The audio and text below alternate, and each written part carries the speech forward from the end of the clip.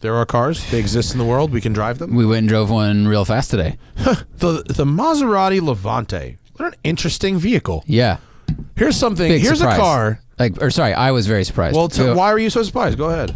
Because when I first saw it, when it first came out, it looked like a bit like a Mazda CX-9 with a Trident on it, and the first one wasn't that fast, and it had like this weird gear shift that you couldn't find reverse in, and it just had like the interior was kind of meh, and it just wasn't that exciting. And even when you pulled up, the first day you pulled up in that car, and I looked at it, I kind of was like, I was a little bit of a dick to it. I was like, yeah, Maserati fast SUV, because their reputation in my head is like not that reliable, not that interesting. Some of them are good looking, some of them aren't. Like I don't think the Ghibli is a very good looking car. But then when we went to drive it today, I was 100% turned around and surprised at like how good that thing is to drive at speed, and how comfortable and quiet it is on the highway, despite being lighter than all of its competition by hundreds and hundreds of pounds. Yeah. Yeah, I think this is one of the most interesting vehicles that nobody ever talks about. Like no one talks about them. I don't see them on the road. No. And there's like, first off, the things that might come to your head about Maserati aren't necessarily untrue. This key fob feels like a Dodge Charger key fob that's had lead weights put in it to make it heavy, okay? And, there's Chrysler window switches, and it uses Uconnect, and so there's definitely some of that. On the other hand, you've got a double wishbone front multi-link rear suspension, which is what you'd get out of a great sports sedan or a mid-engine supercar. Yeah. You've got 50-50 weight distribution front rear. Yeah. You've got a really great, probably the best tune I've felt on the ZF 8-speed gearbox. Very responsive gearbox.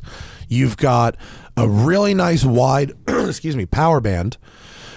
With an engine that just loves to rev, and man, you can do work between 6,000 and 7,000 RPM. There's not a lot of other 90 horsepower, 538 pound-feet of torque. Well, the power is good, but it's more like it's even in like a Cayenne Turbo or like an X5. Yeah. An X5M wouldn't be perfectly happy if you spent 18 minutes in the top 1,000 RPM of its power band. Like this was all right with that. It felt like an NA motor in that regard. Yeah, and I think the combination of, we talked about it on the last show we did, how when I went over a certain undulation on the 90 freeway, I went, oh, well, this feels much more like a Cayman than a Cayenne.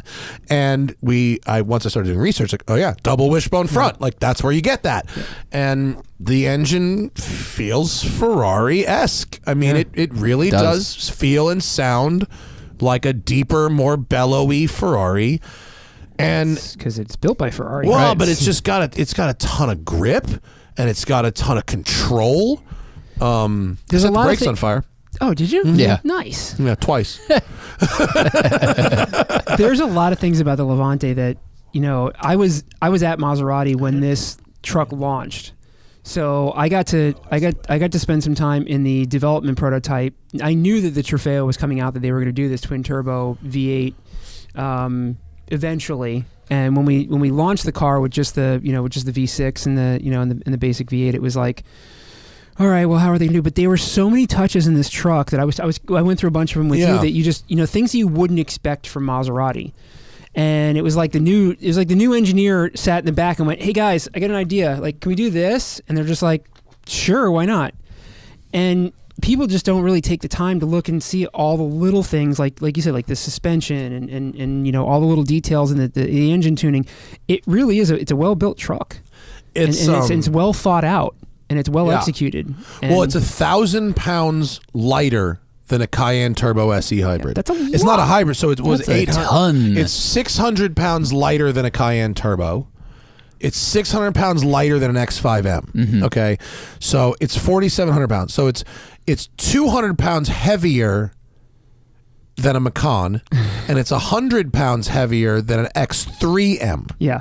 So it's basically the weight class of Macan X3, but the power class and size and size of Cayenne Turbo, and then it's got the balance, the front rear, which is like, holy shit, this thing will dance. Like it'll really dance. Yeah. And here's the crazy part is like you guys didn't really get a chance because it's the Trofeo, but like if you watch some of the videos of the press launches, like it's actually the off-road capability is decent too. I mean, you jack that. They thing say up. that. I don't know if I'm buying that shit. It's not. Not I mean, on it's 22s. It's not. Well, I mean that version of it, but like when we did the launch and we had the trucks go off-road, it held its own with every other SUV in the that was on the market. I think these days the computers have such good control over each individual wheel because of all the speed sensors that and it's not just Maserati doing this, like the Jeeps with hill descent control, like it has made every SUV far more capable than they would have just with the hardware. Like you used to really need knobby tires and locking diffs and stuff, and now it's really impressive what they can do with an all-season tire. Yeah, like in the Range Rover Velar, dude. That thing we mobbed and up a hill in that. Yeah. Lexus on road tires. Yeah.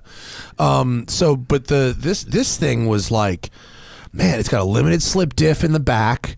It can do 100. It does. The default is 100% rear drive. Yeah. It only moves power to the front if you start slipping the rear. So I was able to get some oversteer, and some rotation out of it. And it's got that cool gauge in the dashboard that shows you where the torque's going. Yeah, that's a little. It's a little hokey, but it's you can't, if you're going fast, you can't really look at it. I didn't have time to look at that. Dude, over 100, it pulls. Yeah, it doesn't stop. 187 top speed, 380 to 60. So the 0 to 60, and it'll tow 7,000 pounds. Like when you launch it, it doesn't launch like a Tesla or a Cayenne or a Panamera or any like those feel, to me, Porsches feel like there's gears attached to the ground in the tire, and the first like 20 miles an hour there is like no friction loss. It just moves, and then it accelerates really hard. This, you kind of feel the friction loss, and then you start watching it count from 20 to 60 to 80, and it racks up so fast. Like it's trap speed to a quarter mile seems like it would be higher than a car running the same time. Because its acceleration the 0 is down to the end. 20 kind of sucks, but the 20 to 50 is really good. Yeah. Which, I mean, all right, how often are you launching this thing? Like, I'd rather have that passing squirt power than a hard launch. It's usable. The whole power band is really nice, really usable. Yeah, but just there's a lot of interesting details on the thing. It's what did I write? There was drag coefficient of 0.33 on a truck. Like what else did I write? So it's got in the front grille, it's got these vents that open and close. So if you're in top speed mode, it shuts all that down so the air goes around. I mean, there's all kinds of stuff that they thought about in that truck. I was really impressed with when we did the launch on it. It's and it's only, what is it? It's 130 pounds heavier than the base model, but has 160 more horsepower. Yeah. So it has more horsepower compared to the base model. It gains more in power than it does in weight compared to the base model. That's excellent. But I really just the way it handles a bumpy canyon road, where you can really approach the limits of grip and hit a bump and not have it be a problem. I mean, we were up on Lake Hughes Road, which is a place that I like to test car suspensions, and there's 3 or 4 very specific spots where it's okay. Here's where you're going to get a hop. Here's where you're going to get a dip and a compression, all right at the mid corner. And it was a rock star on all 4 of my spots. It was a rock star. On that note, I meant to tell you your Marina Del Rey pothole got filled in. Oh no! My favorite pothole. We had an NVH pothole that was like the baseline test for all the cars, and I drove by it the other day, and it's all paved back over. No. That's my baseline. My baseline rattle. My rattle That's test. funny. I have all over LA County. I have very specific bumps and potholes that I will test. The proving grounds. Yeah. If you watch the videos, you can see. I'll be like, all right, here's the bump coming, and I know where it's at. By comparison, a regular X5 has a drag coefficient of 0.31, but a really? Q8 has 0.34. Now this doesn't say X5M. I can't find that as quickly, so maybe it does. That 0.31 for the regular X5 is pretty good. Maybe everybody's getting way better at this than I thought. I think everyone knows that that's where a lot of the MPG is. Yeah. But it's still, for something that's as big as it is. That's impressive too. Good job, BMW. Big grill, yeah. And the one thing you didn't get to test in the Maserati that is an interesting test is the valet test. What's that? Well, so the thing with the Trident and it was always like a running joke, is it doesn't matter what valet you pull up to, and it doesn't matter what Maserati you're driving. You pull up and you valet your car, you're going to come back and it's going to be parked out front. Range Rovers, Mercedes, Bentleys, they all go around back. But I have never, ever brought a Maserati into a valet and it wasn't sitting in the front of the store. Yeah. Anecdotal, but okay. It's just one of those, part of what you're paying for when you pay to drive a Trident like that in the Heritage is that people look at that as some sort of, well, we called it romance in the video. We said it's got the romance. You could go out into the street and you could say Levante, Ghibli, Quattroporte, and nobody would they have a clue. You could go and tell anybody in the world Maserati, and they're gonna be like, "Ooh, yeah, it's true." It's true. The company's been around since 1914. It's one of the only companies that's been around that long, and so it's part of the heritage that you're paying for with that. And to some people, it's too much, which is why it doesn't sell as well as some of the other brands. It's too ostentatious. They can't handle the attention. It's too much input for them. The smell and the sounds and the. I think it's also. I'm not necessarily sure that's why. I think there's also it was more expensive. Okay, it's expensive. When this thing came out, it was $170,000 MSRP. It's now down to $150,000. Yeah. By the way, they've cut $30,000 off the MSRP of this thing. But even now, it starts $40,000 more than like an X5M or the GLE 63. So. Yeah. You're paying a lot more money and you have to really believe in that romance or in other things about it, probably. Because you're not necessarily going to get it in objective feature for feature. Yeah. If you look at a Levante Trofeo versus Cayenne Turbo, the Turbo will have more. They're two completely different. Yeah, they're two completely different personalities. Yeah. I think the Levante is so interesting because it's a car I never hear about. No, you don't hear about even the people. Even the guys like the more nuanced car writers aren't like, hey, by the way, that thing's got double wishbone front suspension. Like, by the way, that thing actually mobs and nobody talks about it. And if someone wanted to get away from you in the canyons and something, they'd need a fuck all fast car because it's real fast. We had this discussion earlier. I went down the list with Matt of the interesting little tidbits of that they put into the Levante that most people wouldn't notice at first. Things like when you open up the rear hatch, the button to close it is down low, so somebody that's short doesn't have to reach all the way up on the top of the tailgate. Because short little people buy Italian cars. Or is it because the button is from the Pacifica, which is also down low? It's also definitely possible. But it's down there. But on most SUVs, like in a Range Rover, it's way up at the top, at the very top tailgate. So there you got that. I showed Matt that if you go to fold the rear seat down, which is something that, first off, it's got a pass through for skis and whatnot, which is kind of neat. Not a lot of SUVs do that anymore. And then when you fold the seats down, the cargo cover can come completely out. And then when you fold the seats down, most SUVs, you have to move the front seats forward or you have to take the headrests off the back of the seats. Maserati hinged the rear seat 5 inches higher. Instead of hinging it at the very base, they hinged it 5 inches higher on the back, so the actual size of the seat is less. So when it folds down, it doesn't even when Matt cool. even you don't have to take the headrests out. And it folds flat probably, right? Instead of being angled up. Even if the seat is sitting where Matt's sitting, which is usually as far back as it'll fucking go, you could fold that seat down and you don't have to touch the headrest. You don't have to do anything, and it'll lay perfectly flat. Then you've got things like it's the only SUV on the market with pillarless doors or frameless doors, which is kind of it's just like it's a Maserati thing. None of their vehicles. No, it is. My Subaru had that, and I still like pillarless doors, even though the only time you notice is when you open the door with the window down. Yeah, which is never. But it makes the door a little lighter. But it is something cool classy. about it. Yeah, it's classy. It's sports car-ish. The doors also have this thing where the doors go all the way down to the bottom, and there's a rubber seal on the bottom that pushes against the rocker panel, so that if you go in mud or dirt or whatever, when you go to get out of the SUV, that whole rocker panel and sill is clean because it's been sealed and you don't get dirt on the back. Yeah, the rocker panel is inside the car, not outside the car. The back of your pants don't get dirty. Yeah. So there's like little stupid things like that. Like we went to open up the hood and I showed. Yeah, like so if you look at that picture there, the door it opens all the way to the ground. Right.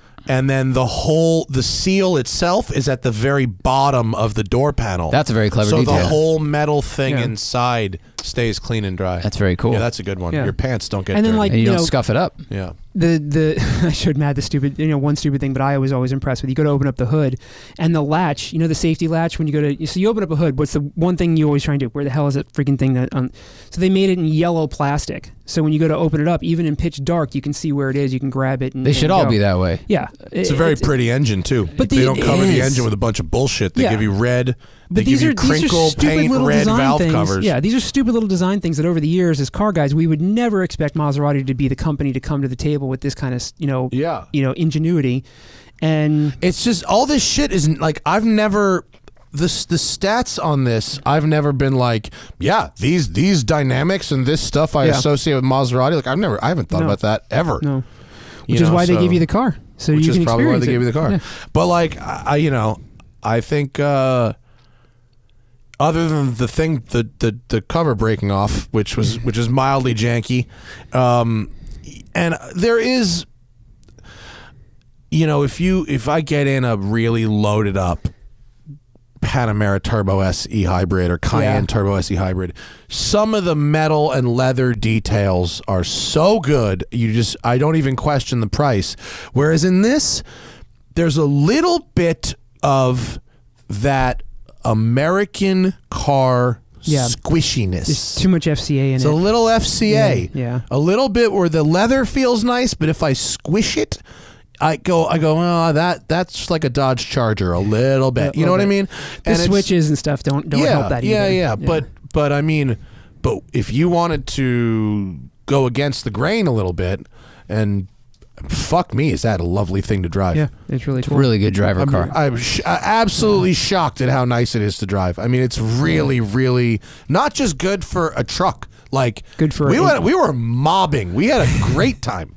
I think that's how fast sedans should feel. I think if you get in an M5 comp and it feels too stiff, like it should feel like this. It had a little body roll, and then you felt the front and back because it had the 50-50 weight distribution, which you could actually feel, and it was soft enough on the highway that it didn't make a ton of noise, even though it's on 22s.